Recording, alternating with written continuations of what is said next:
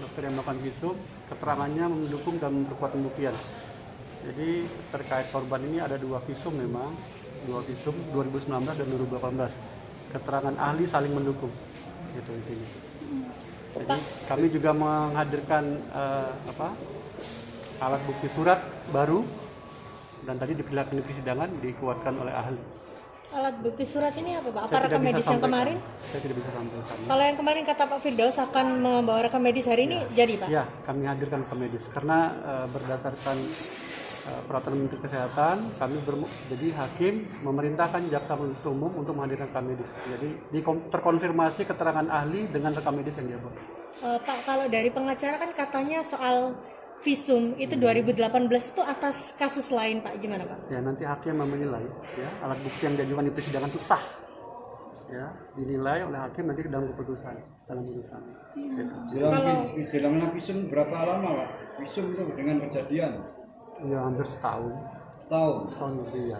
Tidak ada masalah karena tadi ahli menjelaskan bahwa visum pun bisa dilakukan beberapa, dia tidak akan berubah. Arah robekannya tidak akan berubah selama dia belum nikah. Ya. Pak, kalau saksi dulu kan katanya 40, terus kemudian kan yang dihadirkan 16 atau 17 Pak untuk 16 total ya? 16, 18 sama ahli. 16, 18 sama ahli. Ya. Oke, ahli visum dan pidana ya? Ya. Kalau berikutnya kayak gimana Pak? Nanti ini kesempatan penasihat hukum lagi menghadirkan saksi Richard. Hari ini sudah kita panggil Richard 3 orang, tapi yang sampai dengan saat ini belum hadir. Kami belum dapat informasi ketidakhadiran saksi Richard apa, nanti diperintahkan lagi untuk menghadirkan di sidang berikutnya. Richard ini dari penasihat hukum ya? Ya, saksi yang meringankan. Saksi ini dihadirkan semua atau? Kami sudah menganggap pembuktian kami di persidangan cukup, jadi tidak perlu hadir semua. Beban pembuktian itu sudah pada jaksa, jadi jaksa menilai cukup, sudah cukup. Kenapa? Sudah. katanya 6 saksi yang akan dihadirkan. Itu kepentingan penasihat hukum, silakan. Jadi ditegaskan kalau memang nanti penasihat hukum menganggap itu meringankan dan meringankan terdakwa, silakan hadirkan. Silakan hadirkan. Tidak ada kewajiban kami untuk menghadirkan. Agenda berikutnya akan dan apa Pak? Kamis, Jumat, ada chat. Tadi dari penasihat hukum bilang 15 mau dihadirkan.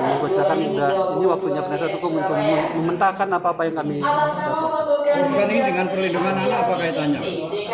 Apa?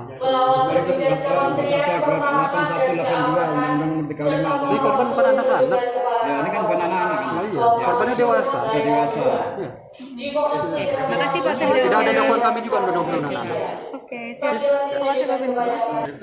Jadi hari ini ada 2 saksi, satu saksi yang kemarin, saksi ahli sekaligus saksi fakta yang membuat visum. Jadi dua-duanya ini adalah yang membuat visum. Jadi yang satu membuat visum tahun 2018, yang satu membuat visum 2019. Dari keterangan saksi yang kemarin yang sekarang datang lagi, yang visum 2019 membawa bukti rekam medis yang sudah diambil oleh kejaksaan. Nah, di dalam rekam medis itu terlihat catatan-catatan dan sebagainya yang membuktikan bahwa kan isinya benar, kira-kira begitulah. Karena kan ada koreksi tuh, yang 2019 kan ada 2 visum, itu yang bukaan robekan ke angka 13 dan 69 sampai dasar itu. Nah, ternyata dari situ kemudian ada juga foto organ intim daripada korban. Nah, menjadi perdebatan kita adalah karena saksi korban waktu bersaksi kami tanya itu tidak pernah difoto. Ya, tetapi saksi ahli tadi mengatakan bahwa sudah izin untuk foto, itu satu. Tapi biarkan nanti itu menjadi catatan karena kan rekaman saksi korban kan ada. Kemudian yang kedua, bagaimana kita menentukan produk foto itu memang betul milik yang bersangkutan. Saya minta filenya, karena itu hanya printan aja. Langsung dikatakan filenya dihapus. Saya bilang ini ada nomor HP-nya Samsung S10. Saya minta udah HP-nya saja, kita akan datangkan ahli digital forensik untuk membuka data itu benar nggak. Foto itu diambil di waktu yang sama dengan waktu di visum. Dia katakan hilang. Jadi susah kita mengejar alasan lupa dan hilang. Dihapus, pertama lupa, dihapus, hilang. Nah, ini membuat kita kesulitan untuk membuat memverifikasi apakah validitas rekam medik ini memang baru dibuat atau memang sudah lama ya. Kemudian foto yang organ intim itu apakah milik yang bersangkutan atau milik orang lain atau memang diambil pada saat itu atau setelah itu. Yang pasti saksi korban di depan persidangan mengatakan tidak pernah diambil fotonya.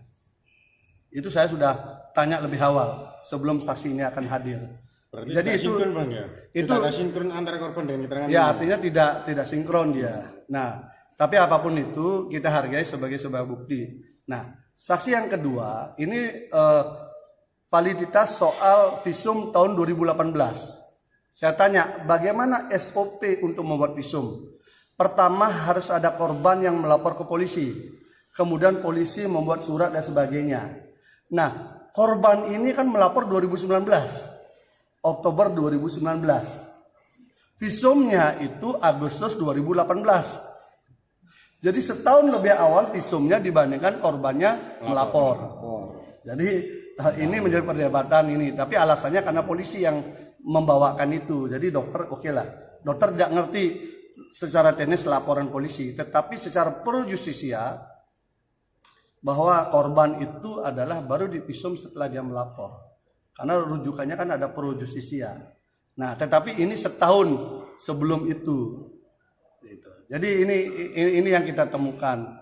Dan saya katakan kepada saksi ahli yang visum 2019, jangan dong dikit-dikit langsung lupa, nggak ingat, kemudian dihapus, hilang. Itu kan cara-cara penghilangan jejak yang tidak bagus, yang menandakan kasus ini seakan sangat kuat rekayasanya gitu loh. Saya kira itu yang bisa saya dapatkan untuk kita dapatkan tadi di sidang. Dalam perspektif yang berbeda ya. Mungkin JPU karena kemarin visumnya dianggap lemah, sekarang ada rekam medik dianggap lebih kuat kan begitu. Tapi rekam mediknya ini pun kita kan tidak tahu kapan ditulis. Orang yang bikin dia ini ketika kita konfirmasi silangkan, yang paling gampang kita silangkan kan foto. Foto organ intim itu karena dia pakai HP. Berarti kita bisa lacak jejaknya kan. Ketika kita mau lacak jejaknya, dia bilang filenya udah kami hapus. Oke, hapus oke lah. Oke, kalau itu HP-nya bawa sini, bawa ke sidang. Kita akan datangkan ahli digital forensik. Dia bilang HP-nya juga hilang. Ya sudah, kalau udah begitu kan sempurnalah penghilangan jejak semuanya kan. Ini yang kami dapatkan. Gitu.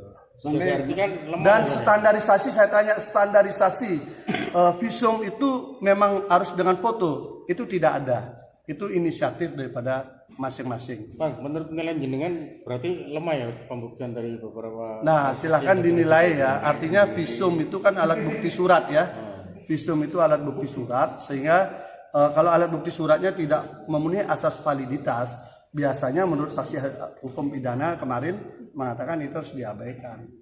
Karena tidak hanya bentuk formal surat saja, tapi prosesnya juga jadi masalah. Coba. Kita kan tidak tahu ada foto organ intim siapa kan harus kita cek. Oke, kalau gitu di tanggal ini dia diperiksa, di HP-nya kan ada rekamnya. Oke, dihapus, udah kita ikuti hapus, mana HP-nya hilang. Nah kalau sudah ngomong begitu kan masa harus kita kejar, lapor polisi nggak hilang HP-nya kan, jadi lucu juga. Bang, Jadi udahlah, mau rekayasa kayak apa saya bilang. Ya, Bang? Rekam medik berarti kopi dari kopi berarti?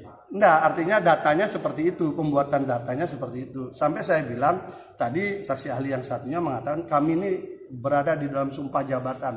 Tidak mungkin kami melanggar. Saya bilang, banyak orang bersumpah, tapi juga hasilnya rekayasa. Otopsi di Jakarta kayak apa? Sumpah jabatan juga, hasilnya kan melanggar juga. Dan ini ya sangat kental sekali rekayasanya. Masa semua dokumen jadi hilang? Ketika mau dikonfirmasi. Bang, proses medis seperti itu dengan menggunakan foto HP itu memang diperkenankan? Itu tidak ada dalam standar. Saya tanya standar visum di ID ada nggak? Nggak ada.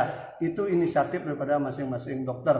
Tapi dokter yang pertama ya yang 2018 dia tidak pakai foto. Saya tanya nggak pakai foto. Ya dokter yang bikin visum 2 kali ini yang pakai foto. Tetapi korbannya mengaku tidak pernah difoto. Itu masalah, ya kita kejar. Itu foto itu, organ intimnya siapa? Kita kan penasaran juga kan.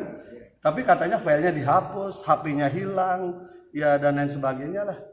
Ya itulah potret beliau.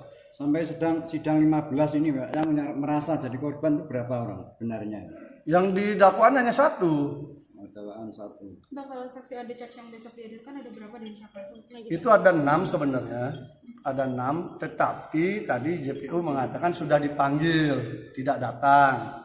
Tapi kita lihat juga, tanya manggil lewat apa, lewat pos, manggilnya lewat pos. Ya, kita benar nggaknya kan kita belum tahu. Agak ogah-ogahan juga JPU manggil. Katanya yang dihadirkan dari kuasa Dari dalam dakwaan. Jadi di dalam BAP itu sudah diperiksa oleh polisi.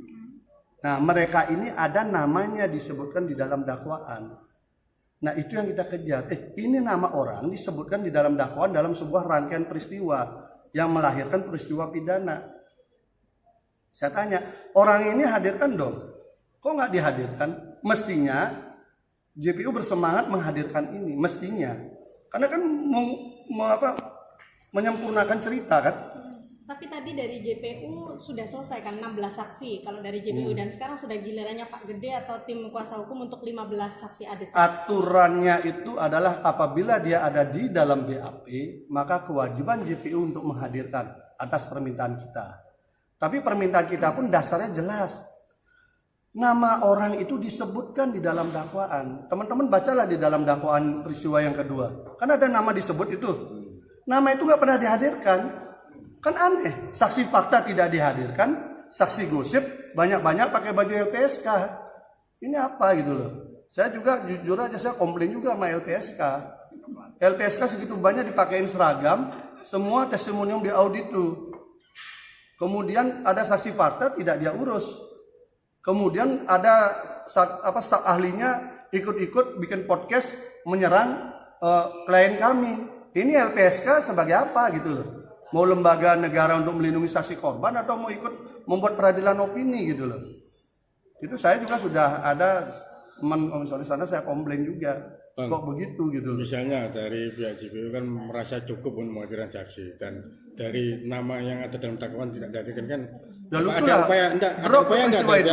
dengan untuk menghadirkan ini? Ya artinya itu harus di drop peristiwa itu. Berarti JPU sendiri tidak yakin dengan peristiwa itu kan. Dia nyebut nama orang terlibat di dalam proses itu. Ini orang mau diperkosa. Ini ngaku dia dapat WA ancaman. Katanya ada si A dengar melihat WA itu.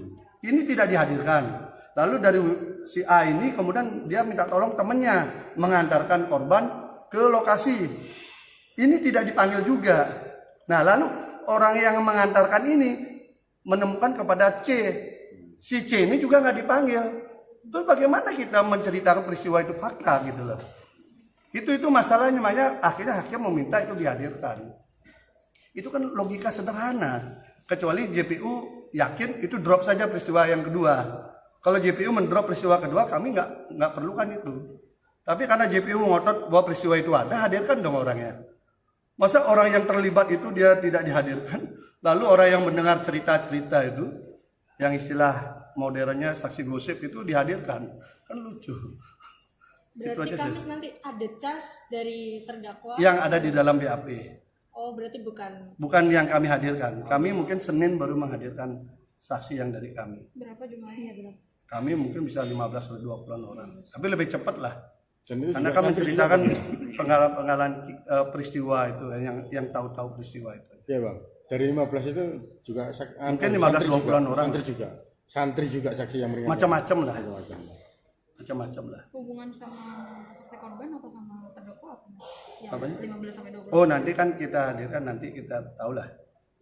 Yang penting menceritakan peristiwa itu, menjawab peristiwa dakwaan. Jadi gini loh, ini kalau kita bicara kasus di sini, itu dakwaannya apa? Kan ada kronologis tuh.